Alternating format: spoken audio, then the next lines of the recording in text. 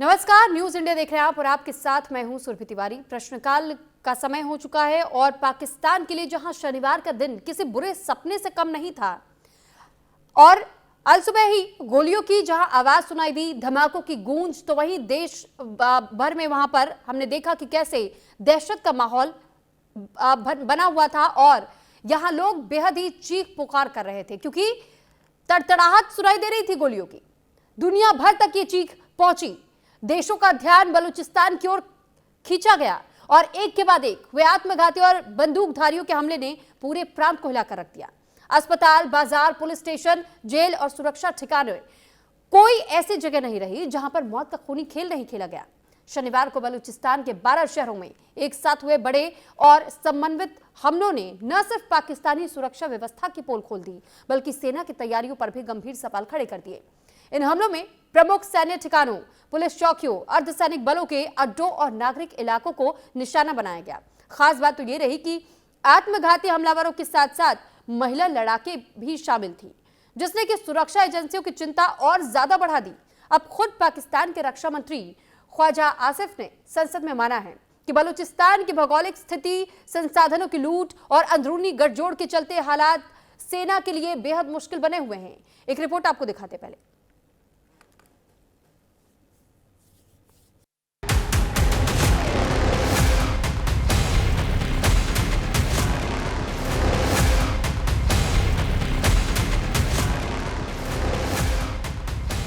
बलूचिस्तान इस वक्त पाकिस्तान का सबसे जलता हुआ मोर्चा बन चुका है।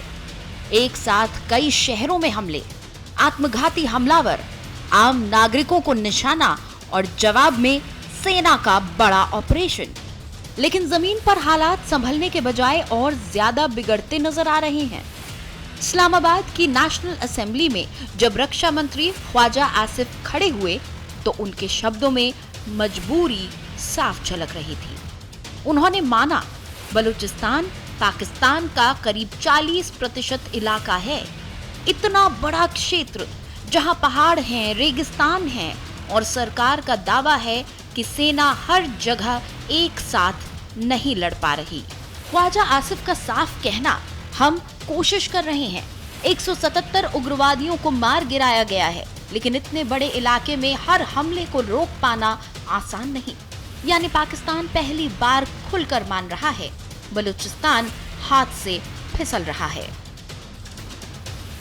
बीएलए लड़ाकों के सामने बेबस हुई मुनीर की सेना।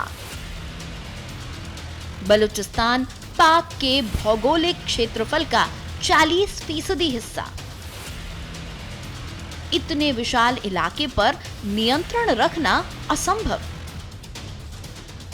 बलूचिस्तान में पाक सेना के जवान तैनात गश्त कर रहे हैं। पाक सेना इतने बड़े क्षेत्र की सुरक्षा करने में असमर्थ। बलूचिस्तान में हालात बेहद गंभीर। बलोच लड़ाके पाक सैनिकों से बेहतर हथियारों से लैस।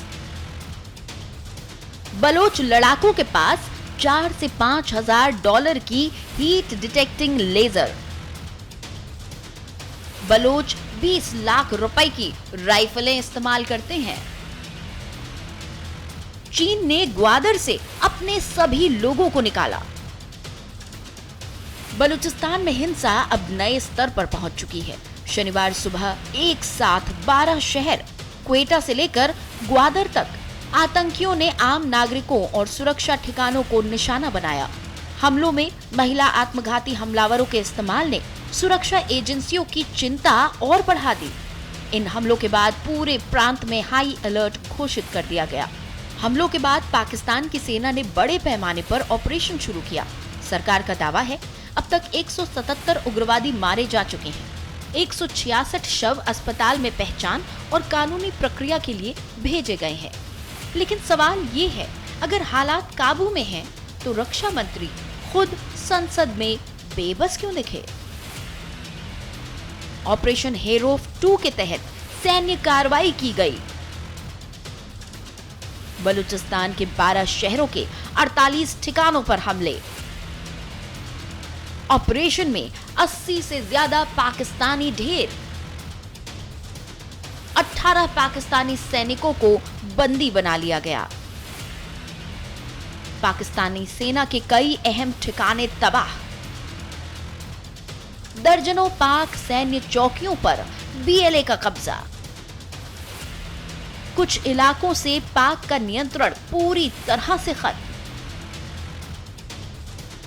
बलूचिस्तान के 12 शहरों के 48 ठिकानों पर हमले। बलूचिस्तान की आग अब पाकिस्तान की सीमा से बाहर भी डर पैदा कर रही है। चीन, जो सीपैक का सबसे बड़ा भागीदार है, उसने ग्वादर में अपने नागरिकों को निकाल लिया। मतलब साफ है, चीन को भी पाकिस्तान की सुरक्षा गारंटी पर भरोसा नहीं है। पाकिस्तान सरकार इन हमलों के पीछे बलूचिस्तान लिबरेशन आर्मी बीएलए को जिम्मेदार ठहरा रही है। मुख्यमंत्री सरफराज बुगटी का दावा है कि बीएलए के नाम पर आपराधिक गिरोह भी सक्रिय हैं, लेकिन सच्चाई ये है कि लगातार हमले बता रहे हैं राज्य का डर अब खत्म हो रहा है। जिस प्रांत पर पाकिस्तान की सेना दशकों से तैनात थी, आज वहीं रक्षा मंत्री मान रहे हैं हम हालात नहीं संभाल पा रहे। एक तरफ आतंकी हमले, दूसरी तरफ सेना की भारी तैनाती, लेकिन नतीजा हिंसा थमने का नाम नहीं ले रही। विशेषज्ञ मानते हैं कि बलूचिस्तान में बढ़ता असंतोष अब सिर्फ कानून व्यवस्था का मुद्दा नहीं, बल्कि पाकिस्तान की अखंडता के लिए चुनौती बन चुका है। ये सिर्फ आतंकी समस्या नहीं, बल्कि पाकिस्तान की एकता के लिए सबसे बड़ा खतरा बन चुका है। बलूचिस्तान जल रहा है, सेना लड़ रही है, सरकार बेबस नजर आ रही है और चीन दूरी बना रहा है। सवाल यही है, क्या बलूचिस्तान पाकिस्तान के लिए अगला बड़ा संकट बनने जा रहा है? और अब प्रश्नकाल में वक्त हो चला है चर्चा की शुरुआत का। और सबसे पहले मेहमानों का तारुफ मैं आप लोगों से करवा दूं। इस वक्त हमारे साथ बेहद खास मेहमान जुड़ चुके हैं। रिटायर्ड कर्नल मयंक चौबे जी, डिफेंस एक्सपर्ट हमारे साथ जुड़े हुए हैं। अरविंद सिंह तेजावत जी, विदेश मामलों के जानकार हमारे साथ जुड़े हैं। डॉक्टर इरशाद अहमद, नेता पाकिस्तान मुस्लिम लीग से हमारे साथ जुड़े हुए हैं। और अहमर मस्तिक खान, वरिष्ठ पत्रकार है, बलूचिस्तान से हमारे साथ इस वक्त जुड़े हुए, यूएसए से। और संयुक्त राज्य अमेरिका से बलूच पाकिस्तान मुस्लिम लीग एन पार्टी के नेता। तो फिलहाल एक एक करके हम सभी मेहमानों का हम रुख कर रहे हैं। और सबसे पहले अगर अरविंद सर, मैं आपसे जानना और समझना चाहूँ, जो स्थिति इस वक्त हमें दिखाई देती है कि बलूचिस्तान पर कंट्रोल पूरी तरीके से पाकिस्तान का हो नहीं पा रहा है।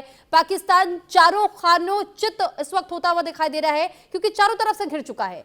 एक और जहां कहा जा रहा है कि वो क्रिकेट ना खेलने की बात कर देता है भारत से उलझ ही रहा है लगातार।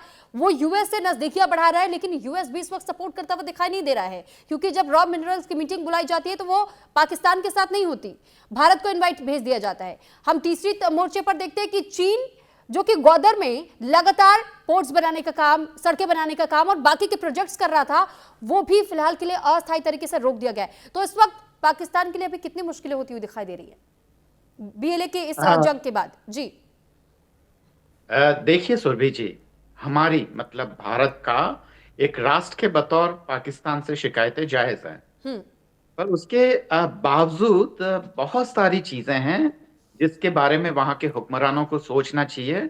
और मुझे अगर ज्यादा सख्त लहजे का इस्तेमाल करूं तो शर्म आनी चाहिए।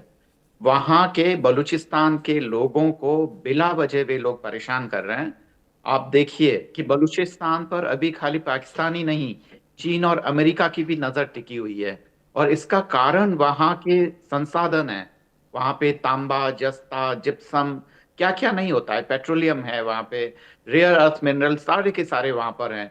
तो ये जो बलवा हो रहा है पाकिस्तान में, या जिस तरीके की जो चीजें हो रही है वहां पे, उस पे खाली पाकिस्तान ही नहीं, Pakistan is supported by the foreign elements. चीन और अमेरिका उसके पीछे और सपोर्ट करा, और उन्होंने बीएलए को आतंकवादी संगठन घोषित कर दिया है। अगर बीएलए आतंकवादी है तब तो इनको हमास को भी एक तरीके से उनकी नजर में आतंकवादी ही है। भारत हमास को ना तो आतंकवादी मानता है, न ही बीएलए को आतंकवादी मानता, और क्यों मानेगा। वहां कुल मुझे ठीक ठाक अंदाज नहीं है, पर 2300 मेगावाट के आसपास अकेला जो बलूचिस्तान है वो बिजली पैदा करता है। मिलती कितनी है? खाली 800 मेगावाट या उससे भी कम, 700 के आसपास। वैसे ही अगर आप देखेंगे कि बलूचिस्तान की लगभग आधी आबादी, आधी से भी ज्यादा, लगभग कोई 56% के आसपास वहां के लोग बिना बिजली के रहते हैं। मतलब कितनी भयानक शर्मिंदगी की बात है। और जब आप वहां से जब जाएंगे तो सड़कों की हालात वगैरह देखेंगे तो बहुत ही खराब है। क्या आप उनके जो बेसिक राइट्स है, केवल बलूचिस्तान पाकिस्तान का इसलिए हिस्सा हुआ था जब 47 में डिवीजन हुआ था, तो बलूचिस्तान केवल इसलिए पाकिस्तान का हिस्सा बना था कि आप केवल और केवल उसका शोषण करते रहे और बदले में उसको कुछ भी ना दें। आई शैल कम बैक टू यू। ठीक है।